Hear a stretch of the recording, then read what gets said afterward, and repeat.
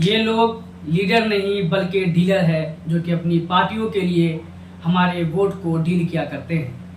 कहाँ है इकरा हसन, हमें आपका इंतज़ार है, आप अब तक पहुंची क्यों नहीं। इस तरह के कमेंट्स लगातार सोशल मीडिया पर मुस्लिम एमपीज के कमेंट बॉक्स में देखे जा रहे हैं।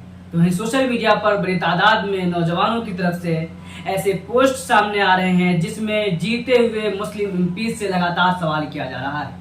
असल मामला यह है कि जब 2024 लोकसभा इलेक्शन का रिजल्ट आया, उसमें भारतीय जनता पार्टी और इंडिया अलायंस की सीटें बहुत ज्यादा कम हुई।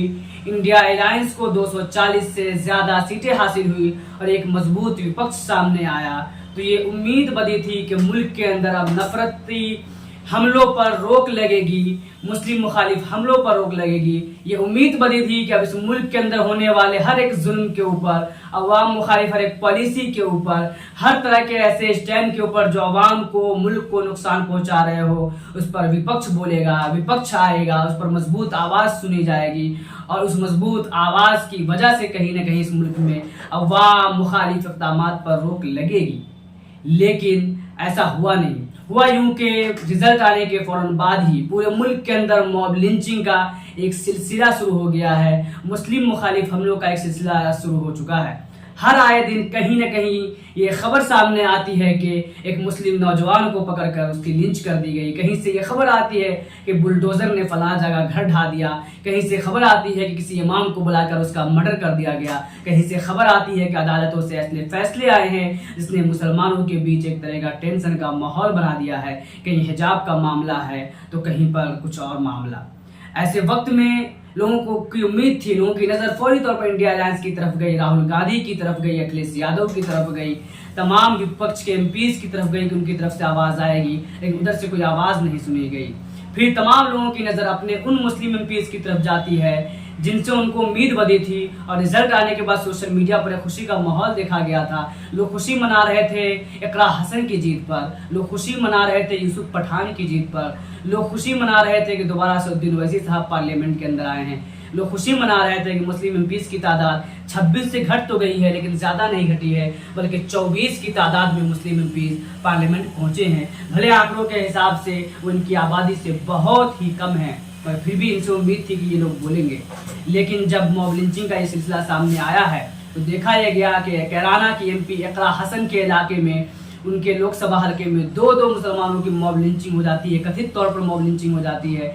लेकिन इकरा हसन की तरफ से कोई मजबूत स्टैंड सामने नहीं आता है। उनका दौरा भी कई दिनों के बाद होता है और उस दौरे के अलावा दूसरा कोई भी स्टेप उनकी तरफ से नहीं देखा गया।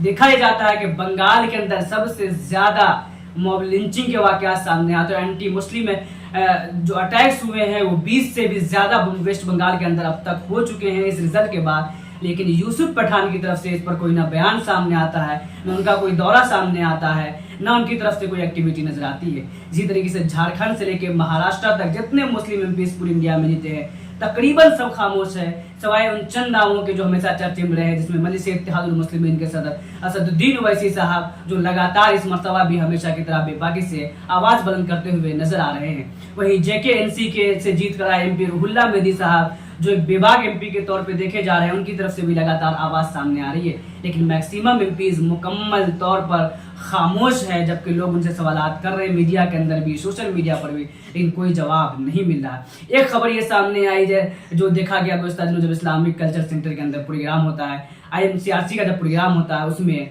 इकरा हसन साहबा से जब मॉब लिंचिंग के मुतालिक सवाल किया जाता है तो गोल मटोल जवाब देती है। वो कहते हुए नजर आती है कि हमें कैराना के तमाम तबकात ने वोट दिया है। मॉब लिंचिंग जैसे सवालात के ऊपर अगर आप ये कहते नजर आते हैं कि हमें फला जगह के तमाम लोगों ने वोट दिया है, तो कहीं ना कहीं आप इस क्राइम को, इस तरह के जुर्म को दबाने की कोशिश करते हैं। यकीनन आपको अगर वोट दिया है वहां के जाटों ने भी, वहां के हिंदूज ने भी, दलितों ने भी, मुसलमानों ने भी, सबने दिया है, तो सिर्फ एक मकसद से दिया है और वो मकसद शायद यही है कि इस मुल्क में जमहूरियत की हिफाजत की जाए, इस मुल्क में मजलूम तबकात के साथ खड़ा हुआ जाए। इंडिया अलायंस को लोगों ने वोट किया है तो शायद सिर्फ इसी वजह से किया है कि नफरत मुखालिफ जो है, नफरत पर मबनी जो हमले हैं, मुस्लिम मुखालिफ, दलित मुखालिफ, आदिवासी मुखालिफ जो हमले हैं, खवातीन के खिलाफ जो हमले हैं, उन पर ये बोलेंगे। लेकिन अगर इन पर आपकी खामोशी रहती है, इसका मतलब है कि आप अपने वोट को जो आपको दिया गया उस वोट का आप अपमान कर रहे हैं, उसकी बेइज्जती कर रहे हैं। लगातार सोशल मीडिया पर इसको लेकर सवाल हो रहा है। अब देखना यह होगा कि क्या इसी तरीके से यह खामोशी बनी रहती है या आने वाले दिनों में एमपीज की खामोशी टूटती है, वो अपनी जिम्मेदारी को समझते हैं और आगे आकर के वो इस तरह के इशूज पर, मॉब लिंचिंग पर अपनी जबान खोलते हैं। इसी तरीके से एक वाकया गुज़श्ता दिनों हुआ कि शामली के अंदर हुए कथित मॉब लिंचिंग के पर स्टोरी करने की वजह से एक यूट्यूबर के ऊपर FIR कर दिया गया, मुकदमा कर दिया गया, जो हिंदुस्तानी मीडिया के नाम से चैनल चलाते हैं। दिल्ली के 2 पत्रकार के जाकिर अली त्यागी, वसीम अकरम त्यागी पर FIR कर दिया गया। लेकिन इन लोगों के FIR के ऊपर भी ज्यादातर बड़े पॉलिटिकल लीडर्स जो इंडिया अलायंस के वो खामोश रहे और ज्यादातर जो मुस्लिम एमपीज हैं वो भी खामोश रहे हैं। अगर चंद एक ने बोला भी है, ट्वीट किया भी है, तो बहुत दबे लफ्जों में बयान दिया है। जबकि उनसे हटकर अगर देखा जाए तो दिग्विजय सिंह का बयान मजबूत रहा, उससे हटकर देखा जाए तो मनोज झा ने मजबूती से आवाज बुलंद किया है।